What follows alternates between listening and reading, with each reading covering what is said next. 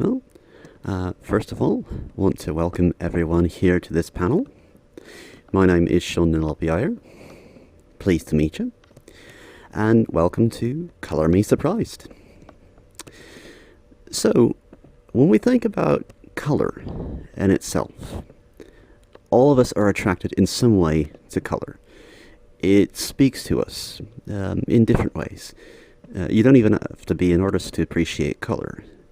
You can take a walk outside and you see maybe a beautiful sunset or sunrise, or maybe it's nighttime and you look up at the night sky and you see a beautiful moonlit night, and maybe it's just the glimmer, the silvery reflection that you see. Maybe it's on snow or something.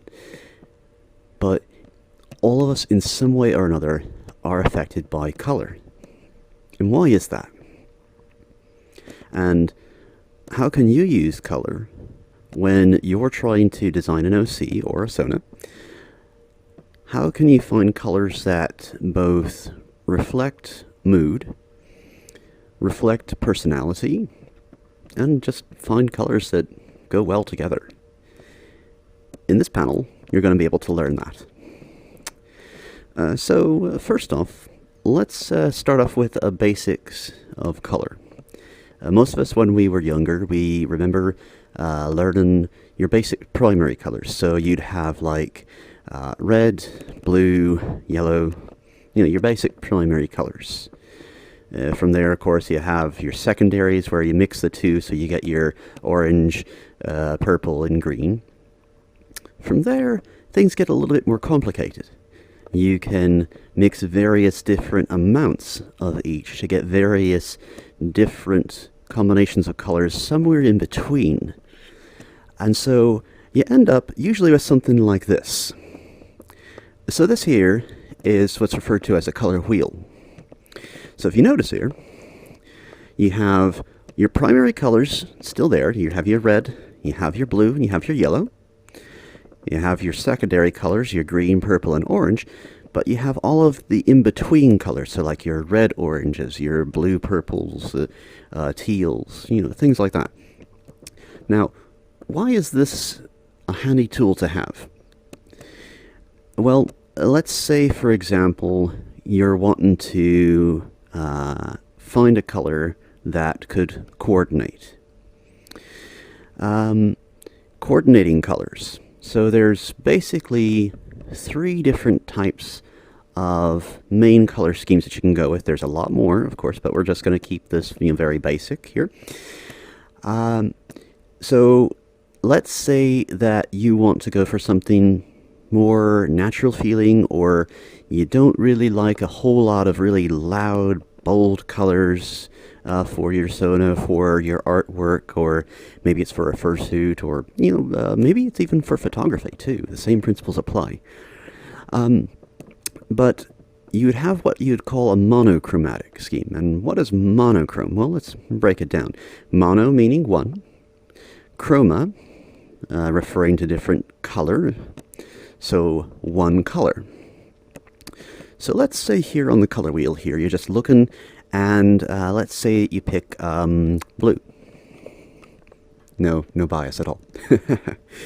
But let's just say that you pick with blue. So then I let's say I want to go with a blue here.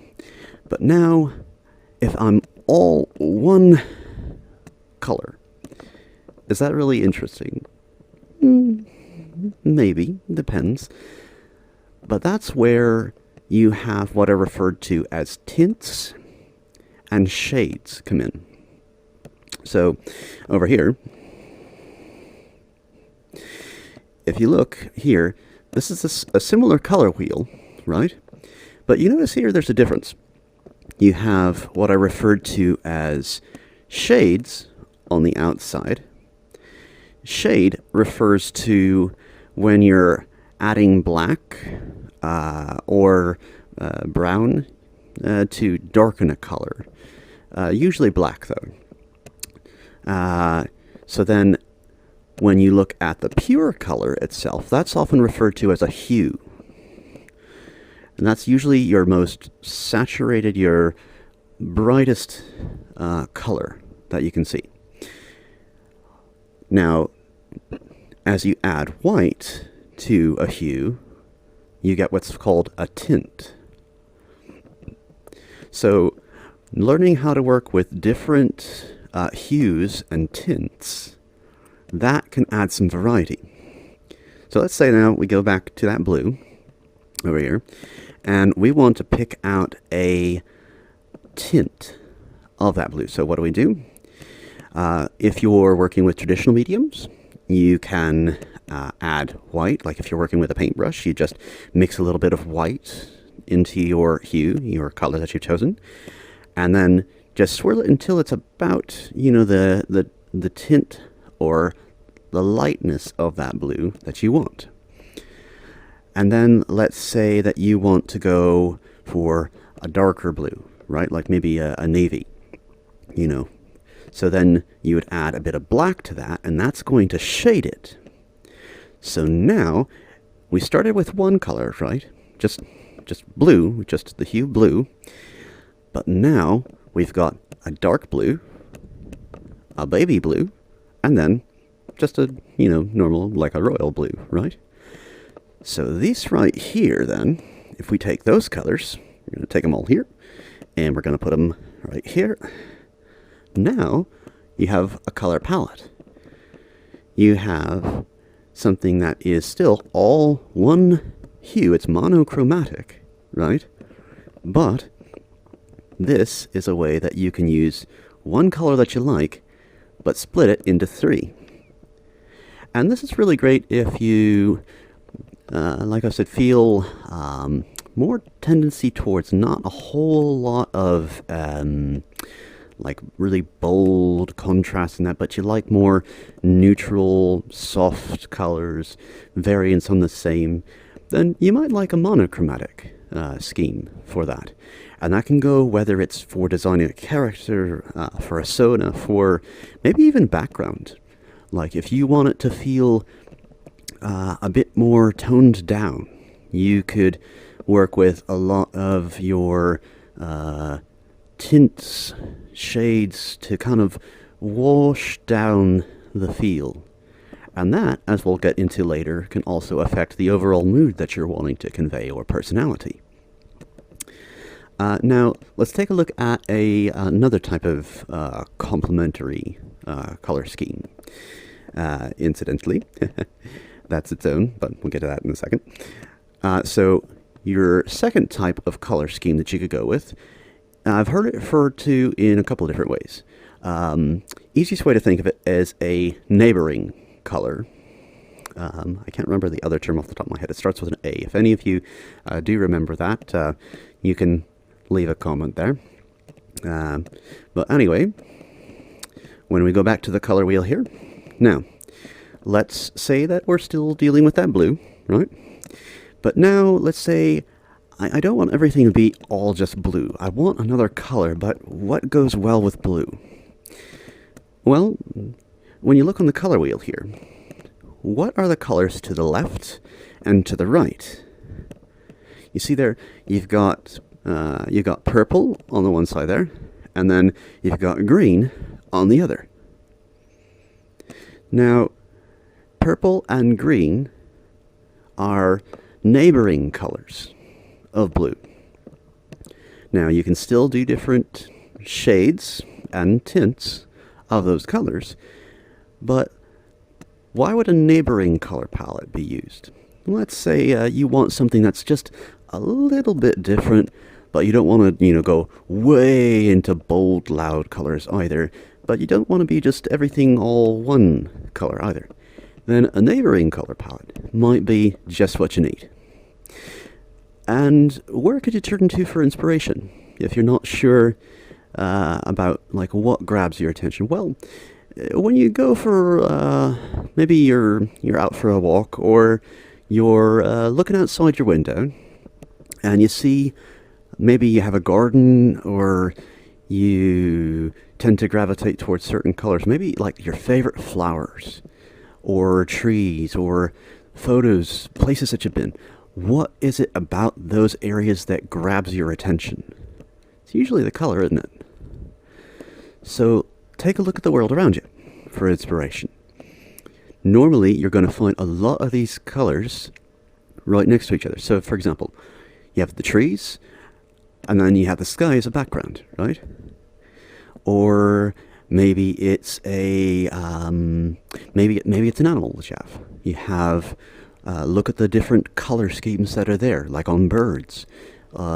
Maybe it's a maybe even insects as well. If you like bugs, look at the different colors that are there for inspiration and see what you see around you in the world. So, a neighboring color palette. So let's say if you went with those, what would that look like? Well, let's grab a green, and we'll keep that blue. And so now we can choose different shades or tints. We're going to grab those. We're going to put them right over here. Now we have our blue, and let's just say that we choose that as our main color. Now we have the options here. We can do a accent, like for your markings and that. We can do that in a purple, or we could do it in a green. Now, does that mean that you have to go for just one shade of green? Not necessarily. You could go with like a blue-green, like a teal, like on my markings here. Or you could go with maybe something that's more towards the purple side. And you could go really any number of different directions. Now, let's say here, when would you know to use a shade or a tint? Let's say if you want the color to feel soft, if you want it to feel light, maybe even a little bit worn, that would be an indication of when you could use a tint to lighten a color. Or in some cases, you could use a brown like sepia. So in those cases, if you were to like take a light blue, for example, you can use that as a way to soften that color. Whereas if you want it to feel a bit more, maybe it's a different time of day, maybe it's darker, or maybe it's creating a more sullen, more somber mood, you could use a lot of your shaded colors there to indicate a bit more dark, a bit more a little bit more maybe it could be reflecting sadness there, or it could even just be reflecting the time of day as well. Now, you don't want to always just shade or color with black when you're doing shadows. That's its own thing there, but we're just talking here about color and how to convey like different moods, which we'll get into that a little bit later. So then that would be your neighboring color palette, and how to know when to use what colors, and when to use a shade or when to use a tint. Now, our third way that you can look at for finding colors that will go well together is called a complementary color scheme. And what does that look like? Well, let's go back here to our color wheel. There it is. Now, if you notice here, you have, let's keep with blue, for example. If you look at blue, now go the opposite side of the color wheel. What color do you see there? You see an orange usually, right? So blue and orange are on opposite sides of the color wheel, just like how you have red and green. You have yellow and purple. Those are referred to as complementary colors. But why complementary? Well, complementary means that they complete each other, or they stand out the strongest next to each other. Just like how, like if you think about how you have peanut butter and jelly, or maybe you have cheesecake and cherry, if you like that. Or like basically you have two things that when you put them together, they make something amazing, but they're usually opposites of each other at times. So that's how you look at it with color here. So when would you use a complementary color scheme? Let's say you really like contrasts. You like really bold, loud colors. Good example. Have you ever seen a macaw, a parrot? Look at the colors on their feathers. You have your reds, your greens, your blues and yellows. Look at other birds as well. The birds are famous for having contrasting colors. Now,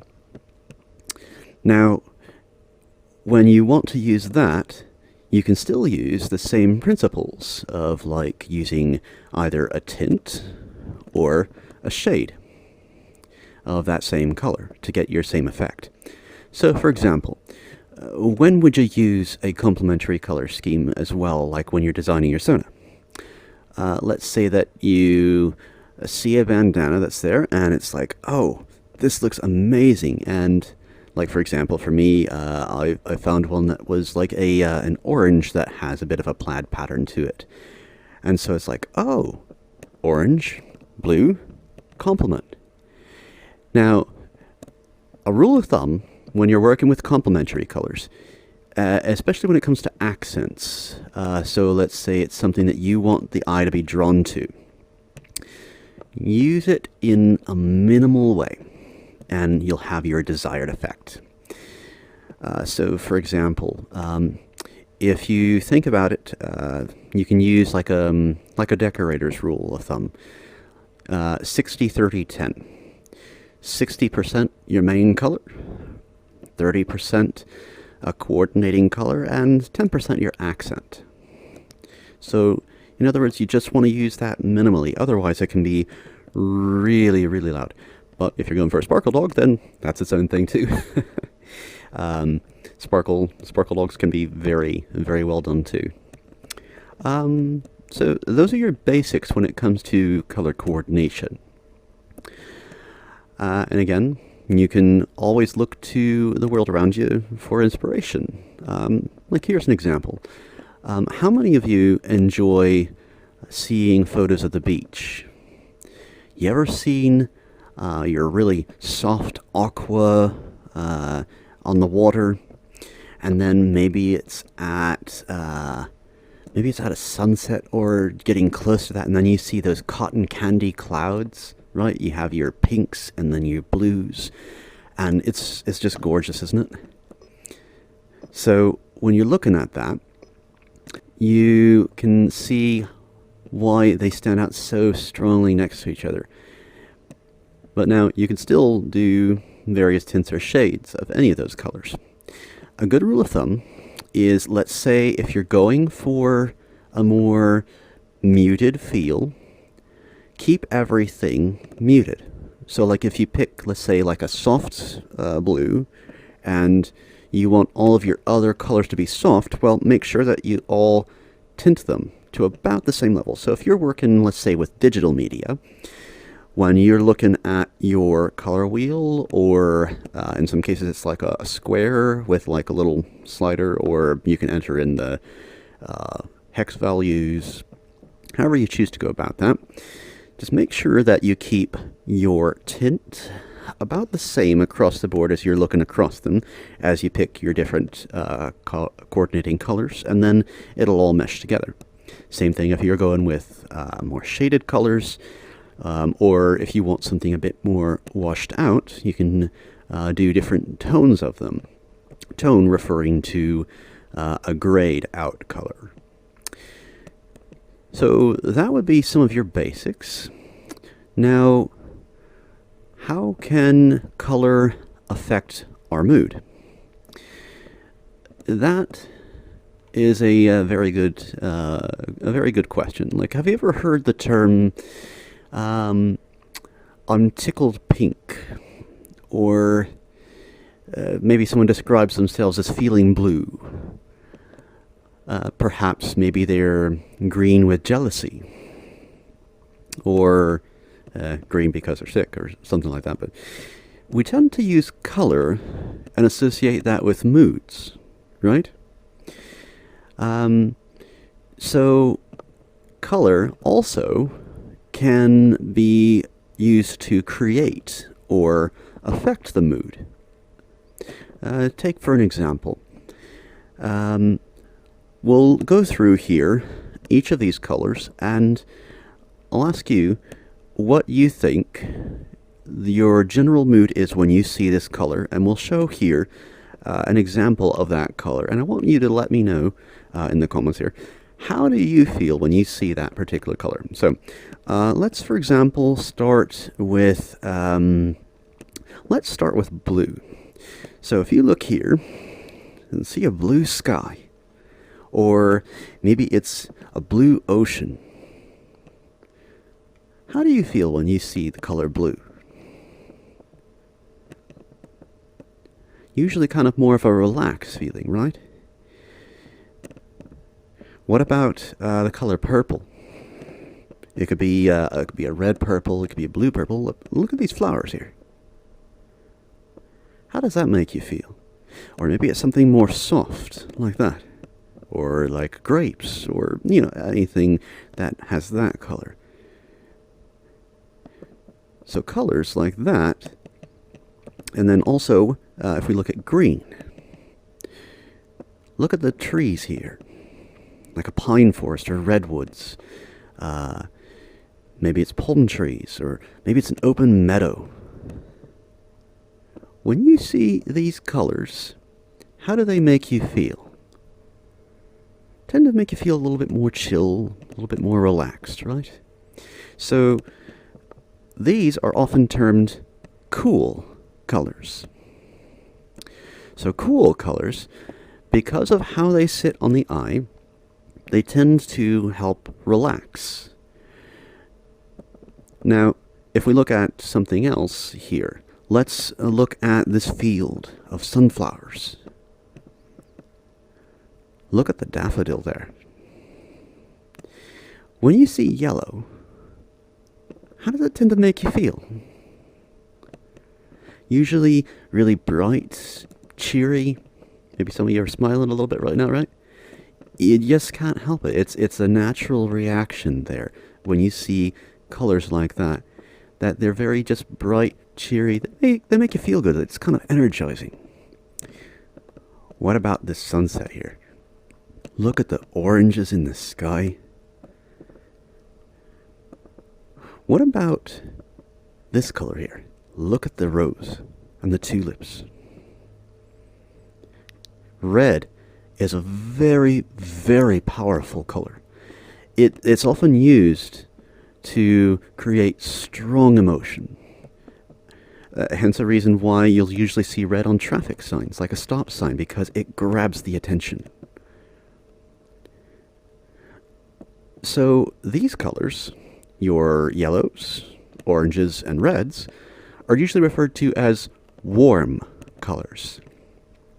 Warm colors, just like a warm fireplace, tend to invigorate.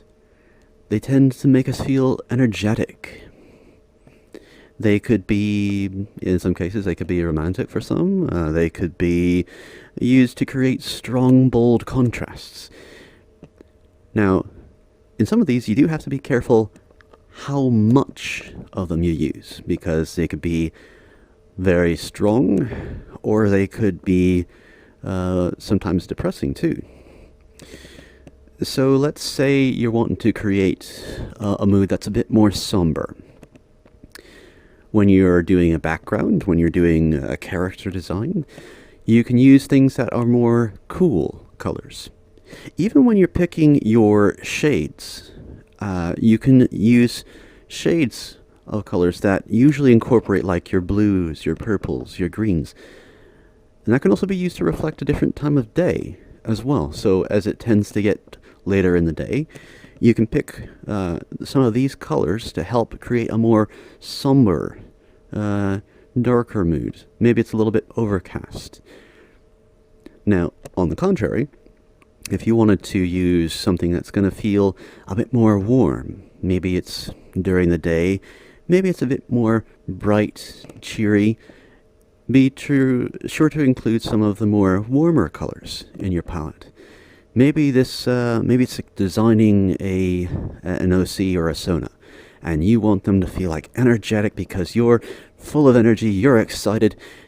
You can choose colors that reflect that. The bold, the bright hues.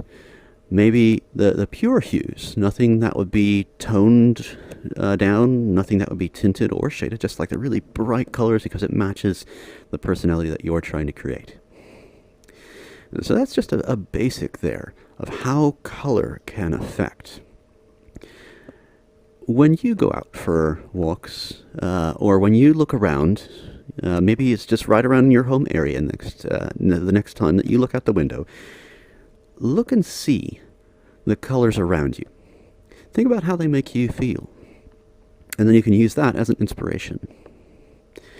Now, why are we able to see color? What really happens with color? Well, just as very simple, when you see color, you're basically seeing light that is reflecting off of a surface. And in most cases, you have two things that happen. One of them is you're seeing a pigment or a chemical that's on the surface of an object that is going to absorb other colors of light, because light itself appears white to our eyes until it passes through a prism. Then you see all the different colors in the spectrum. How a pigment works is it absorbs all of the other colors of light but reflects only one of them, and that's what we see to our eyes. So when you look at a red apple, it's because there's pigments on the surface of that apple that are basically absorbing all of the other colors in the spectrum except for red. And then that color reflects back to our eyes and we see the apple as red. So then, have you ever noticed, though, that there are some creatures that, when you look at them from one angle, that they tend to reflect one color, but when you turn at another angle, they tend to reflect another color? Now, how does that work? That is referred to as iridescence. Iridescence basically is not determined by a chemical on the surface like a pigment is, but for example, like this beetle over here. How many of you have ever seen one of these before? Or perhaps maybe it's one of these mallards. Or it could also be, let's say, a peacock. Or another famous example would be a morpho butterfly. See, when you look at them from one angle, the color might not be as strong, but when you turn and the light hits from another angle, the color becomes so loud, it becomes so strong, so intense a hue. That property is called iridescence. But how does iridescence work? Well, in most cases, it has to do with the structure on the surface, actually. If you were to zoom in, and I'd encourage you to actually look this up for yourself. When you zoom in on the surface, for example, of a butterfly, the scales on the wings have all these little ridges. And then if you were to zoom in further, you see like something that looks kind of like, picture it like a comb that's standing straight up, and then it has all of these different ridges. So what happens is when light hits that surface, it passes through one, and then part of it reflects.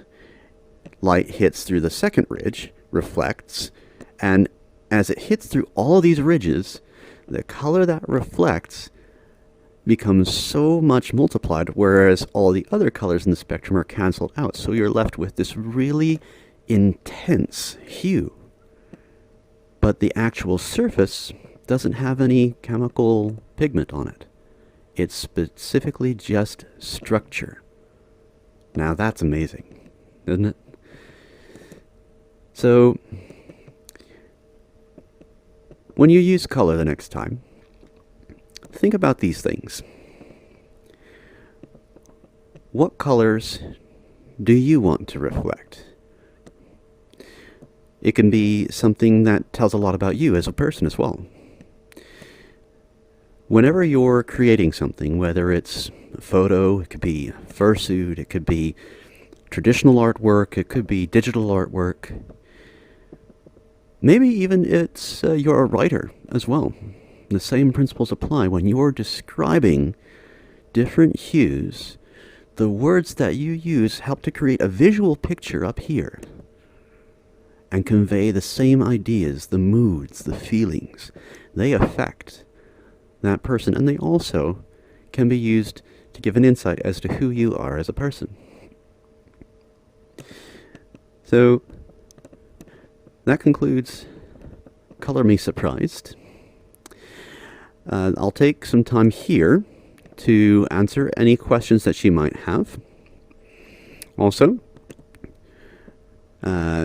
this has been interpreted as well for those that know ASL, and so wanted to appreciate that as well being done. I'll take some time now to answer any questions that you might have in the chat.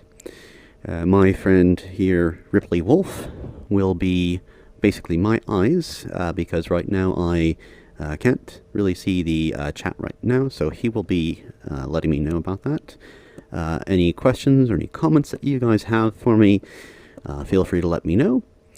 And otherwise, thank you for attending Color Me Surprised. I hope that you guys have a radical weekend at BRFF Retro Revive. This has been Sean the Loppier, and have fun with color. Okay. So that's a good question. So blue has always been one of my favorite colors. There's no, as I said earlier, no bias on that. As far as the yellow goes, yellow also complements with the teal there, but this happened to be like I had the idea of like a communicator, and so I think of anything that was kind of like a metal, so kind of like a gold, and that was the easiest way to come up with that. Okay, so a question from Raz: do you think colored bulbs change mood? They most certainly do, Raz. So, like, if you have different types of lighting, that's generally why they're called, like, mood lighting. They can affect how you feel. So, like, even simple things, like, if you have, like, even if it's, like, not different color, but different color temperatures of light. So, like, soft white versus, like, daylight, that can also help to make it feel more relaxed as well. But as far as the colors themselves, yeah, they definitely can. Even certain plants can even respond to certain colors of light. So our next question is from AMR 2002. What is the best use of the most wacky combinations of colors on a persona that you have seen before? Oh boy. The best combinations of wacky use of colors. I'd have to say Sparkle Dogs are an excellent example of color combinations that can be really creative. Let's see, examples like I've seen like bright neon colors, so like neon orange, lime greens, and then paired with something's a little bit more neutral, so like maybe like some tans and that can actually be really balanced out well. I've seen, if it looks like at fursuits, I've seen ones like, I think Elk Dragon was one that stands out to mind, that has very loud color palette on their suit. So just a question from me then. If you were not a blue color palette, would there be any color palette you would be interested in? So if I wasn't blue, what other color palette would I be interested in? That's a toughie. I don't tend to vary outside of much, like for really loud contrasts myself. So I'd probably maybe go to either a green, or maybe I might go towards maybe some softer colors, like more neutrals, like tans, maybe like a soft orange or something like that. So another one, colors on walls. How do you feel that affects living spaces in various areas? So, in a very similar way, when you're applying color onto a wall, like when you're painting and changing up the color that way, um, with that, you also have to look at the lighting itself that you have in a room, because that can also throw off color. I've tried that a number of different times. But generally speaking, if you want a room to feel more relaxed, or like a bedroom, a bathroom, or maybe a living room too, you generally go for color palettes that are more in your cool colors. Now, it doesn't have to be really dark either. It could be like really light tints of those colors. So, like if you did like a white that has just a tint of a cool color, when you don't have a whole lot of, especially if you don't have a whole lot of natural light coming in the room, like maybe you don't have a whole lot of windows, or maybe you don't get a lot of sunlight coming in, just that little bit of color can really make that pop. So have you had any interesting experiences of colors that you remember? Just various things and experiences that you've seen? Mm. I can definitely say, like, from my experience, like when I was traveling around, actually, coming from the West Coast over here, was going through the Rockies, through places like Zion National Park, seeing a lot of the color striations in the rock. That was fantastic. Like, blew my mind just to see how much vibrant color you can have in just a short span of the country. But then too, even just like more simple things like autumn, going to like the hardwoods and just seeing the huge color contrasts against like a crisp sky. That's something that's just really invigorating, you know. From there, like I probably think like one of my favorites is always sunsets, and especially when it's like near a beach or like a body of water, because you see that reflecting, and there's no better way to unwind. Alright, so your next question. What kinds of colors would you recommend on a character that has a base color of black or gray that could make the character pop? Okay, so black and gray. So you've got good neutral tones. A good classic would be red. Definitely eye-catching, especially if you want to use that for markings. I think about that with things like if you've seen like diners that have the black checkerboard floors, and then you have chrome, and then you have usually some splash of red some there. That can be used as a really good accent, or really even pretty much any like saturated color. Like if you have a favorite color that you like, you could use that as the accents there, and that can really be eye-catching. So that's where I'd use like a really bold color in that case. Even for my character with the green, it sets out really well. Right, exactly. Like with Ripley, he's mostly gray, right? But he has like neon green markings, ears, and eyes, and it's just that really pops on his sona. Alright, another question from Raz. What is your favorite persona colors? And you shouldn't be able to say blue. I think I'll take that away. All right, that's fair. Favorite persona colors. Oh, okay, and I can't pick blue. That's No. if I could mlem, I would mlem. So let's see. I would probably say, let me think. Who I can think of off the top of my head.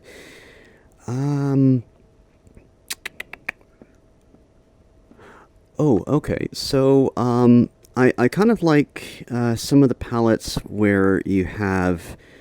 Let's see. Who comes to mind? Who comes to mind? Well, that's not fair, because then I'm thinking Zusho too, because he's blue and green. Okay, so let's think here. You've got ones like Benji Beagle. let's think here. Munchkin actually was another fur that I'd met from Canada. Has like some pink and green spot, kind of like almost like a Dalmatian spots in a way on the eyes, and then mostly using a lot of monochrome throughout the rest. But he uses the pink and green as accents, and it matches also with like a circus theme that he goes for. So here's an interesting question. Do you think the colors they use in business logos have an effect on people? Definitely. Classic example, McDonald's. Not sponsored. But when you have like red and yellow, those are both like really bold colors, right? But they're also warm, inviting colors. So when you see something that's mostly red, your eyes instantly drawn to it, right? Maybe another example, if you look at a certain coffee company, let's just say Starbucks, because of that. But you have your greens, right, that are there, and so it's designed to be a place that's supposed to feel chill, right? So they use that to break up their white. But even with other things, with other business companies, they tend to use really bold colors to accent what they want to have stand out to you, whether it's like in construction, like a certain orange apron or a blue vest or whatever. Things like that can be used to draw people's attention and to definitely be used in marketing. I think of, for instance, how bigger businesses use cookie cutter designs for their building, and how they have certain colors that they know whether that works as far as like making their business appealing to the eyes of someone who's a potential customer.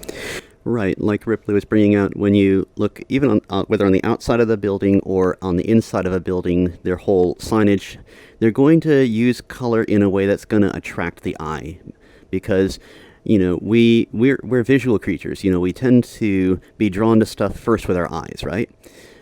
So they're going to use color palettes that are going to draw people, whether it's to make them feel like, ooh, I want to buy that, or, oh, hey, this makes me feel like, yeah, this is somewhere that I want to be. They'll use usually color in a way to attract that, or promote certain moods at different times of year too. All right, so we have just a couple minutes left to go ahead and say your concluding thoughts. All right. Well, everybody, again, I wanted to thank you very much for letting me host this panel. It was very much a very fun time here. Also, first major thing over here in the Carolinas, so thank you and for the welcome there. I look forward to seeing you both in the fur at some point in VR chat. You can also take a look at my socials. I am on Twitter at LoppyIyer. I also make YouTube videos in sign, since I noticed that some of you are learning ASL as well. Have deaf friends and also deaf furs that I know. So appreciate you guys coming up. And as always, this is Sean the Loppyer signing off, saying stay frosty, stay fluffy, and I'll see you later, you fluffbutts, alright? Slán!